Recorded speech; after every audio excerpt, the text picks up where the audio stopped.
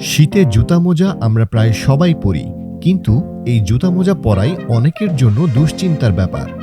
ঘরে কিংবা বাইরে সবখানেই অনেকের ভুরু কুঁচকানোর কারণ জুতা মোজার দুর্গন্ধ।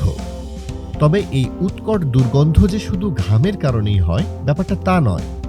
তাহলে প্রশ্ন হচ্ছে, কেন পায়ে দুর্গন্ধ হয়?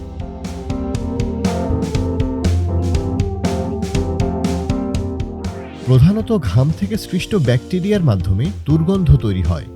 ঘাম শোষণে অকার্যকর সিনথেটিক মোজায় বাতাস চলাচল করতে পারে না, যে কারণে সিনথেটিক মোজায় পা বেশি ঘামে এবং দুর্গন্ধ বাড়ে। আমাদের পায়ের তালুতে ঘর্মগ্রন্থি বেশি থাকায় অন্যান্য সময়ের তুলনায় শীতে আমাদের পা একটু বেশিই ঘামে। এছাড়া হাইপার হাইড্রোসিস সমস্যার কারণেও অনেকের পায়ের তালু বেশি ঘামে। হাইপার হাইড্রোসিস সম্পর্কে জানতে ভিডিও পজ করে এই বানানটি গুগলে লিখে সার্চ করতে পারেন। এর পাশাপাশি বংশগত কারণ বা হরমোনজনিত পরিবর্তনেও কারো কারো পায়ে ঘাম বেশি হতে পারে।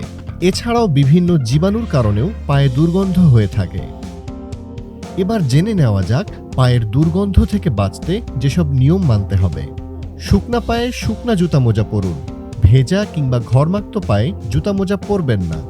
একদিনের পরিহিত মোজা পরের দিন পরবেন না।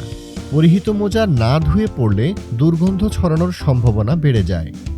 সপ্তাহে একদিন জুতা ধুয়ে রোদে শুকিয়ে তারপর পরুন। স্যানিটাইজার দিয়ে পা পরিষ্কার করুন। সম্ভব হলে সিনথেটিক ও প্লাস্টিকের জুতা পরবেন না।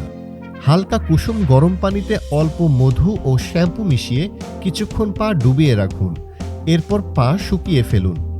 এছাড়াও গরম পানিতে অ্যাপসম সল্ট মিশিয়ে 15 থেকে 20 মিনিট পা চুবিয়ে রাখতে পারেন। চামড়ার জুতা ছাড়া অন্য যে কোনো জুতার মধ্যে কিছু বেকিং সোডা মাখিয়ে রাখুন। পরের দিন জুতায় মাখিয়ে রাখা বেকিং সোডা ভালো করে পরিষ্কার করে জুতা পরুন। মনে রাখবেন, পরিচ্ছন্নতাই আপনার ব্যক্তিত্বকে প্রকাশ করে।